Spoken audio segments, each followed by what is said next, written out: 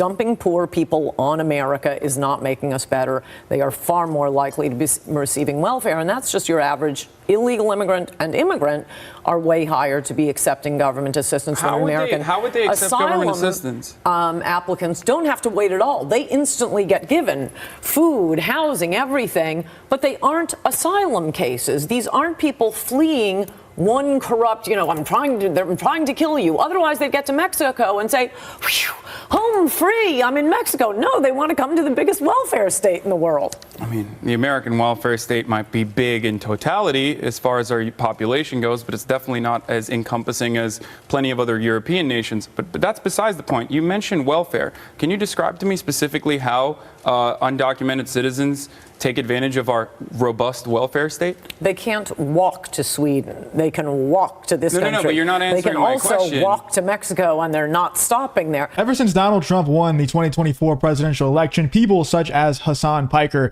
and many other leftist woke streamers on Twitch, on YouTube, etc. have been absolutely melting down. In this clip, we have Hasan Piker, the woke Twitch streamer, getting absolutely annihilated by Ann Coulter on live television over multiple different issues. Ann Coulter basically just destroyed Hasan's entire worldview. Let's get into this clip where Ann Coulter absolutely destroys the Twitch streamer Hasan Piker.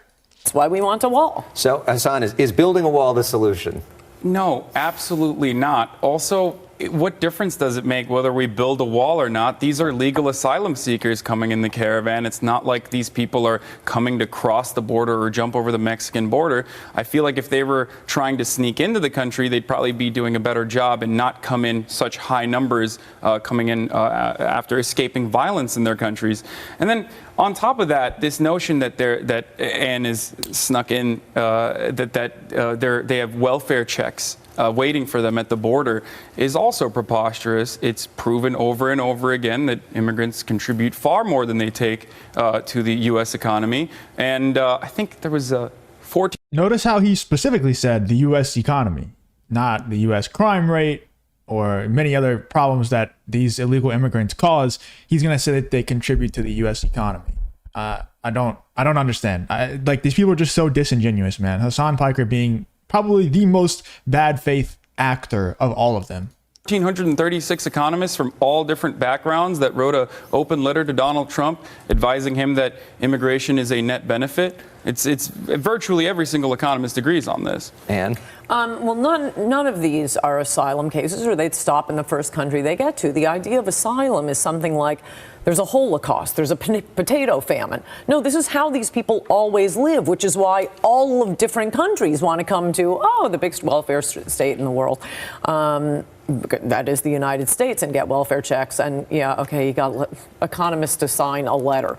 Dumping poor people on America is not making us better. They are far more likely to be receiving welfare, and that's just your average illegal immigrant, and immigrant are way higher to be accepting government assistance than American. How would they accept government assistance? Applicants don't have to wait at all. They instantly get given food, housing, everything, but they aren't asylum cases. These aren't people fleeing one corrupt, they're trying to kill you. Otherwise, they'd get to Mexico and say, home free, I'm in Mexico. No, they want to come to the biggest welfare state in the world. I mean, the American welfare state might be big in totality as far as our population goes, but it's definitely not as encompassing as plenty of other European nations. But that's besides the point. You mentioned welfare. Can you describe to me specifically how undocumented citizens take advantage of our robust welfare state? They can't walk to Sweden. They can walk to this country. No, but you're not answering my question. They can also walk to Mexico, and they're not stopping there.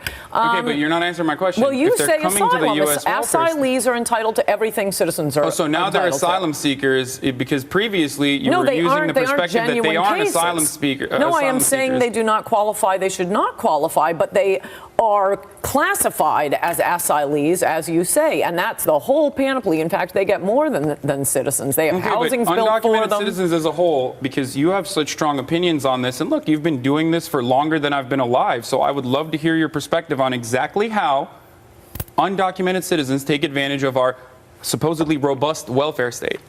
We know they're massively collecting food stamps, health care. It is 100% Absolutely true. not true. The only thing you can say is maybe they're using health care. Yeah, okay, the health care, as far as emergency rooms, approximately is 0.09% of the entire health. There's a ton of things. Like healthcare is just the start. You think about the amount of homes that they're taking, the amount of homes that they're taking, and they're giving priority to these illegal immigrants over homeless veterans and people who served in the United States military. Wild, man. It's not just healthcare. It's not just food. It's not just jobs that they're working for much lower wages than anyone else. It's homes, and also hits to the economy, also food stamps and things like that. But homes are a huge one that Hasan Piker is just going to completely ignore. And probably if Ann Coulter brought it up, he would just deny that it's even happening at all. It's wild that they can just say, I've said it a million times, I'll say it again. The strategy that they use to solve problems, Democrats use, people like Hasan, people like Kamala Harris, these people. Kamala Harris is asked, what are you going to do about the crime problem? Oh, there is no crime problem. Oh, okay. That solves that problem, right? What are you going to do about the immigration problem? Oh, there's no immigration problem. Okay, well, that problem's solved. They just ignore the issues. They just, whenever they're confronted about it, they just say, there is no problem. That's what Hasan does. That's what Kamala Harris does. That's what all these Democrats do. And therefore, they don't have to solve anything because they brainwash their audience. They brainwash their supporters into thinking that there are no problems. The country is perfect. There's no economy problem. There's no massive inflation going on. Everything is perfect. What do you mean? That's just a right-wing conspiracy theory. That's what they've convinced themselves and their audience and their supporters to think, genuinely. Healthcare budget, schools, English as a second language classes. All these schools across America. Oh, sorry, there's going to be no Christmas pageant this year. We had 16 English as a second language classes. Are you making the assumption that Latin American countries are somehow not Christian and therefore don't want Christmas? What does this have to do with Christmas? Well, you're not following the argument. We're going to have to leave it there, but we will have more debate, and we're going to play this song. Why can't we be friends? One man now under arrest for these bomb threats that have been targeting liberal activists. Apparently, this Florida resident, Cesar Sayak, faces 5 counts, up to 58 years in prison.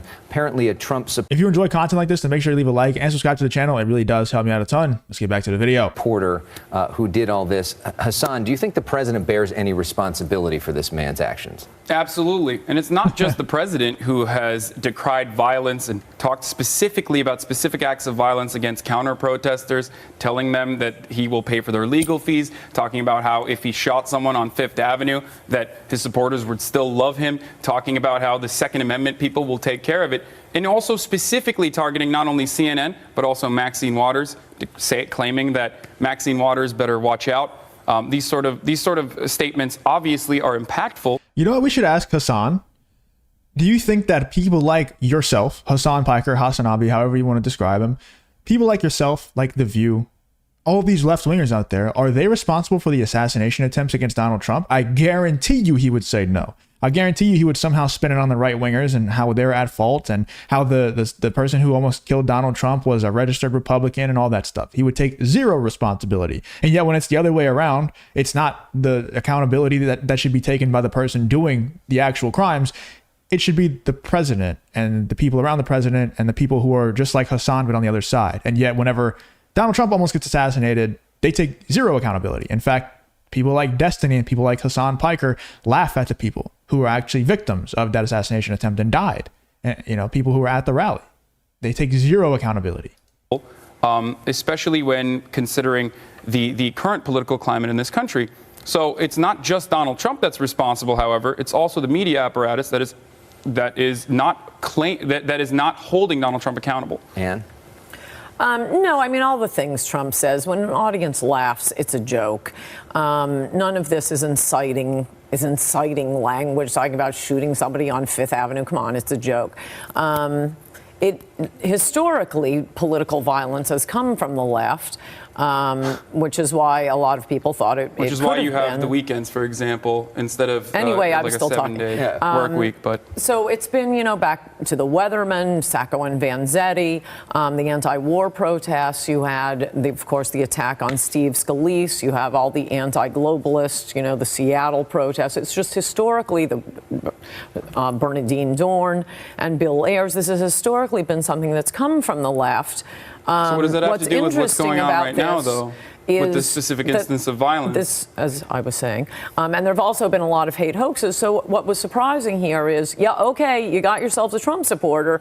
Also, at least half Filipino. So it looks like, you know, a lot. Democrats thought all these immigrants coming in where political violence is way more prevalent than it is in this country. They thought, oh, they'll always be on our side, like Sacco and Vanzetti. But some of them are going to be Trump supporters. I think we might finally get liberals to oppose the caravan by saying, oh, they don't care about MS-13. He's they also don't half care Native about child American. You know, that would be the ultimate plot twist.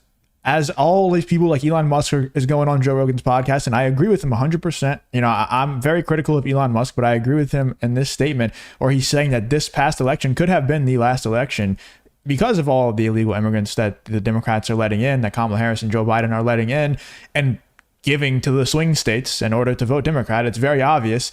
Be the ultimate plot twist if they said, F you, I don't want my country to turn like the one that I just fled from. I'm voting Republican every single election. That would be the ultimate plot twist. That the device that they were trying to use to make sure that they could never lose another election actually ended up making them lose every single future election. And Hasan actually made a decent point there, right? He said, Ann Coulter said, the left is usually the side that commits political violence. And that's true. Hasan said, yeah.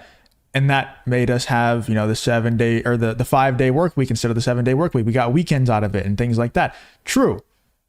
There's some good that came out of it. There's a whole lot more things, especially in the modern day, that people are committing political violence over, people are rioting over, people are burning down cities over, that is just BS. You know, it's the old trope of, we're in the good times right now, right? Like, good times create weak men. The life is so good for most people right now. They are looking for problems. They're looking to be oppressed. They're looking for things, and it doesn't exist. You know, especially in first world countries, Western countries, especially in the United States of America, life is just so good. You're not going to go starving. You know, worst case scenario, you absolutely fail at life. You get food stamps. You get propped up by welfare. And so you're not going to starve. There's no actual real problems. You don't have to go outside and hunt for your food. You're fine. So they look for things to be angry at. They look for things to be outraged over. And you have the summer of love. You have 2020 and what happened there.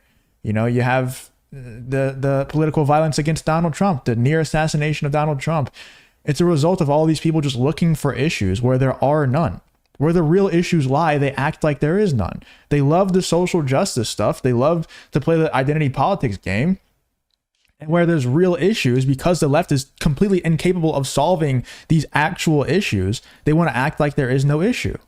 The economy, immigration, crime. They want to act like there are no issues and just keep going after the social justice stuff. Dude, the country has now spoken. Social justice is on the back burner for everybody now. Nobody cares about that stuff anymore.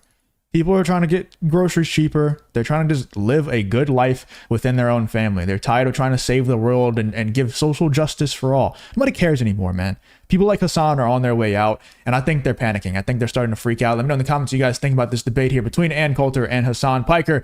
Who do you think won? Who do you think is in the right? Who do you think is in the wrong? Let me know in the comments what you think about this whole Hasan Piker versus Ann Coulter situation.